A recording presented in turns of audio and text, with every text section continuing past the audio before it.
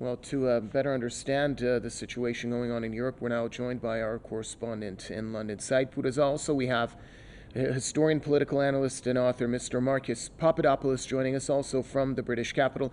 Gentlemen, welcome to the program. Let's start off with Said in London. Walk us through what's taking place right now with regards to this energy crisis in Europe. There are different sides to the story. Russia is citing technical difficulties, but it seems that Europeans believe that Moscow is trying to give them a lesson, basically, as for what's to come in the future. It is perhaps all those things, Bardia, and this is not the first time it's happening. There was a shutdown earlier in the summer and a longer one as well. Perhaps this whiffs of the Russians trying to give the Europeans a look, a sneak peek into what is going to happen in the near future as we fast approach the cold season. Nord Stream, of course, a strategically important gas pipeline supplying Europe with much needed gas. And Germany is at the epicenter of it, where it's a country where the pipeline connects to the so-called European gas grid. And all the European countries across the continent will be impacted as a result of this decision. Of course, the Russians are saying this is part of a regular maintenance check, these 3 days of maintenance work. The Europeans, as you said earlier, are accusing Russia of using it as a weapon of war. Of course, the Russians are also saying that this is to do with the sanctions because apparently it has stopped the transfer of a turbine that is stuck in limbo because the Russians and the Germans can't decide which documents are needed for that turbine to be returned to Russia. The gas deliveries from Russia had already been cut down to 40%, and I think as lately as June or July, down to 20%, and now we have these 3 days of shutdown. At a time, Bardia, it's important to say that the European countries have been stockpiling gas in their storages to be able to weather the cold season. In the case of Germany, for example, it was at I think 83%. Other European countries at 79%. But what is important is that even if these countries reach their targets, for example, in the case of Germany, 95%, it would only last them 3 months. Now, what that means, should Russia decide to continue closing the tap off for the coming months or for longer than it has said it would, then you're probably looking at rationing, outages, and I might add social unrest in Europe, where energy prices have gone through the roof, and test the resolve of the European countries in continuing to support a war that is, by many accounts, a proxy war between the United States and the Russian Federation. In London, in UK, where I'm based, you're looking at energy and fuel prices going through the roof with the regulator Ofgem, the body that decides how much energy companies can charge, let's say, households per year, revising its energy cap more frequently. And by October, you're looking at an 80% increase in the cost of energy, which is pushing millions of Britons into deciding whether to eat or heat their homes as we hit the biting cold season, Bardia. Marcus Papadopoulos, I want to get your perspective on how events have transpired, specifically with regards to the Nord Stream 1 pipeline. Do you believe that as winter approaches, maybe European countries are second-guessing their approach that they assume towards Moscow? Regarding Russia's explanation for having temporarily halted gas supplies to Germany via Nord Stream 1, it is very difficult to say either way. On the one hand, the Kremlin could be issuing a reminder to Germany and the rest of Europe of the sheer importance of Nord Stream 1 in terms of European industries and European domestic households.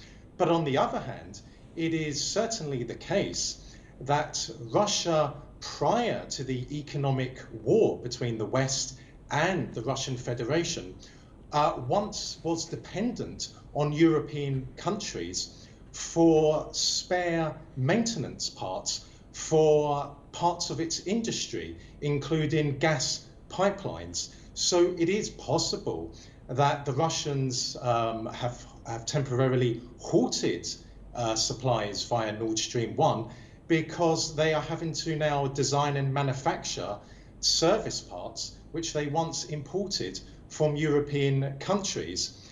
But either way, Europe faces not a disaster. Europe faces a catastrophe which could have been averted, because all that we see today in Europe stems from the war in Ukraine, a war which could have been averted had NATO, by which I mean principally its de facto leader, the United States of America, if NATO had put into writing that they would not admit Ukraine as a member. But alas, that did not happen. And now, as I said, a catastrophic economic situation is on the horizon for Europe, in which millions upon millions of Europeans either face the prospect of dying because of exposure to the cold elements, or falling into poverty, or becoming homeless. Why? Because of the absolute indifference to the ordinary man and woman in Europe by Europe's ruling elites. And let us be emphatically clear about something.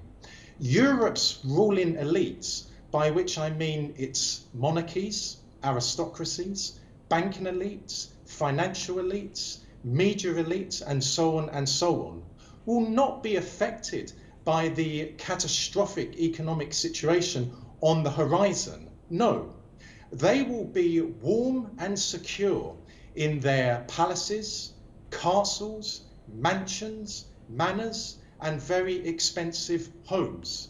It is the ordinary European man and woman who will pay a horrendous price because the West's ruling elites simply do not wish to live in a world where Russia is a major player.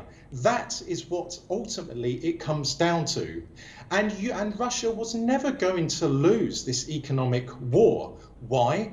Because the Russian economy is overwhelmingly a commodities-based economy, meaning that Russia has natural resources which hundreds of millions of people in all four corners of the world depend on for their very survival on a day-to-day basis. That is why trying to isolate Russia in the world economically was a catastrophic decision by the Western ruling elites. You simply cannot isolate Russia in the world. The Russian economy, as I said, is largely a commodities-based one, which most of the world is very largely dependent on.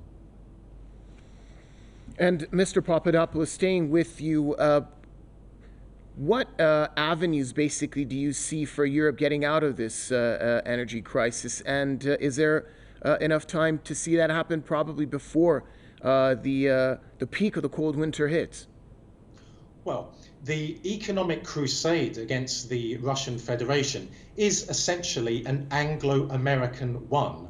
The French, the Germans, and the Italians were simply bullied and badgered by Washington and London into also placing severe economic sanctions on Russia.